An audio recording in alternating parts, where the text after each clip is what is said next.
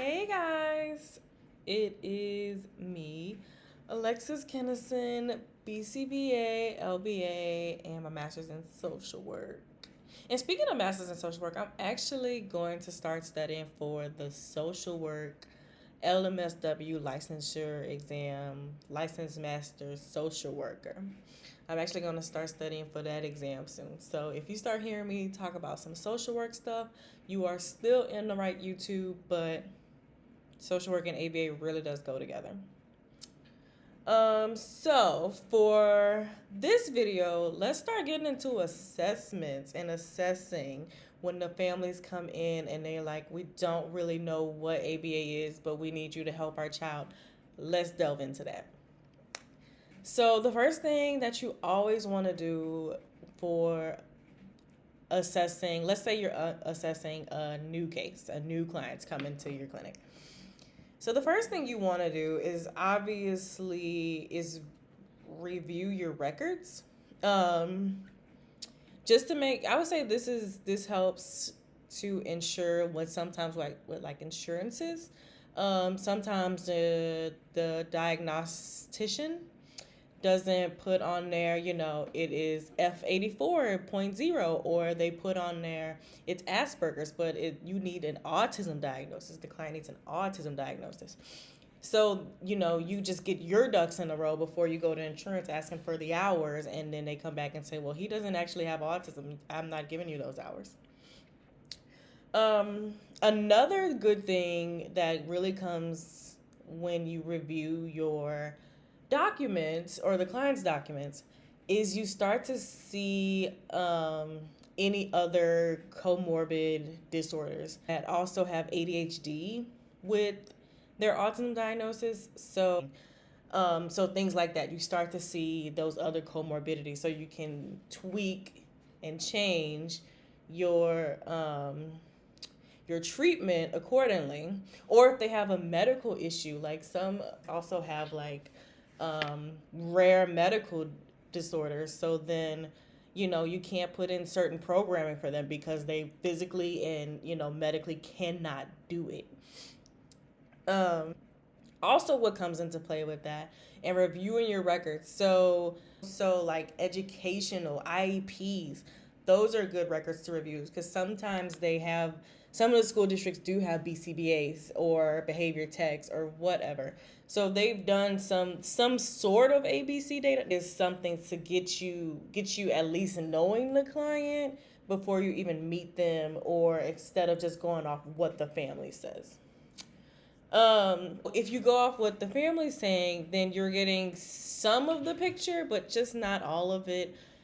And also, when you go off the reports, you get some of the picture, but just not all of it. So just at the beginning of each case, even if you know the client and it is an existing client, just review your records just to make sure you know all the things that you need to know. And then the second part of this in assessing is actually determining if services are truly necessary. So right now, I would say ABA, when insurance companies suggest ABA to families, they suggest it to all the families with all the disabilities, with all the disorders.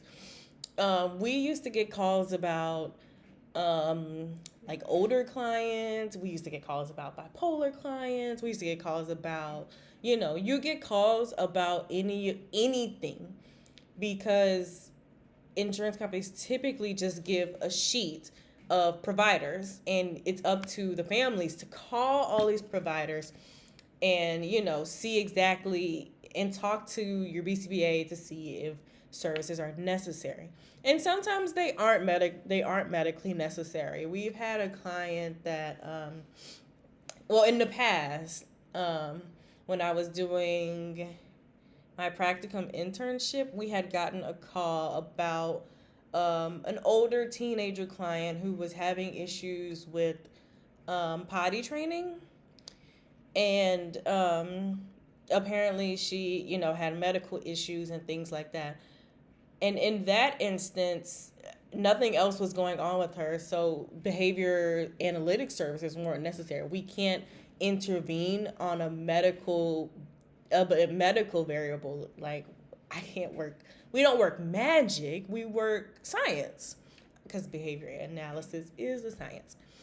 So in that moment, we had to determine and basically let the parents know we don't think this is the best fit. We don't think this is the right fit, and you try to send them some more resources, because that is the ethical thing to do. You don't just push them out the door and say shoo, go somewhere else. You try to get them some other services, even if it's not in your scope. Like, try to reach out to like a LCSW, a LMSW, LPC, anybody, a speech pathologist, and just try to get them the resources. So now you kind of have your client in, not in services, obviously. You have some ideas about them. You've talked a little bit with parents that's your preliminary assessment, talking with parents and reading your diagnostic report to see why is this child being referred to my services. So then let's just say, for instance, there is a medical variable that is in place. So let's say that the client cannot walk. She or he has cerebral palsy and can't walk. You probably should not put in goals that have to do with walking, running, playing like physical games with peers. They probably cannot do that.